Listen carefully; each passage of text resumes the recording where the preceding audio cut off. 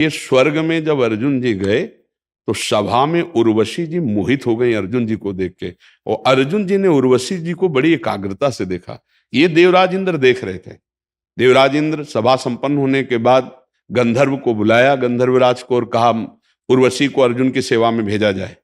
तो भगवान नारायण की जंघा से प्रकट हुई ऐसी सुंदरी कि उनके बराबर कोई स्वर्ग में सुंदर नहीं। उर्वशी जी वायु मार्ग से जाती हैं, और ऐसा स्वरूप उर्वशी जी का कि बड़े बड़े ऋषि मुनि मोहित हो जाए केवल देख करके। काम भी मोहित हो गया था नर नारायण को मोहित करने, तो काम भी मोहित हो गया था जब उर्वशी जी की रचना की, जाओ तुम क्या मोहित करोगे, ले जाओ, तुम्हारे स्वर्ग की शोभा बनेगी। उर्वशी जी अर्जुन जी, धैर्य की बात बता रहा हूं, ज्ञान की धरा की बात बता रहा हूं, अर्जुन जी के पास गई। अर्जुन जी ने घुटने टेक कर प्रणाम किया। आग लग गई उन, क्योंकि वो दूसरे भाव से गई थी।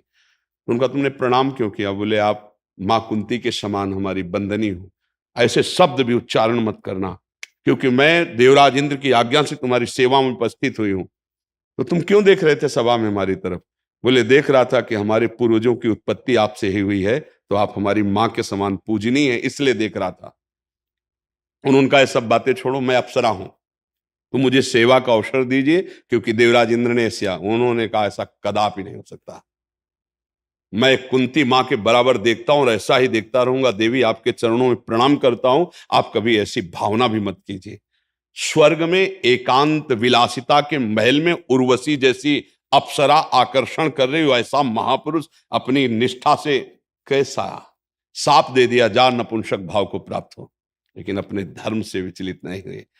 वो भगवान के साक्षात स्वरूप हैं। देवराज इंद्र के सिंहासन पर बैठते हैं, आधे पे देवराज इंद्र, आधे पे वो बैठे हुए अर्जुन जी, बराबर बैठे थे देवराज इंद्र के सिंहासन। और श्री कृष्ण जिनके सारथी बने हुए हैं, उनके ज्ञान में, उनकी भक्ति में, उनकी प्रेम में कोई कमी है क्या?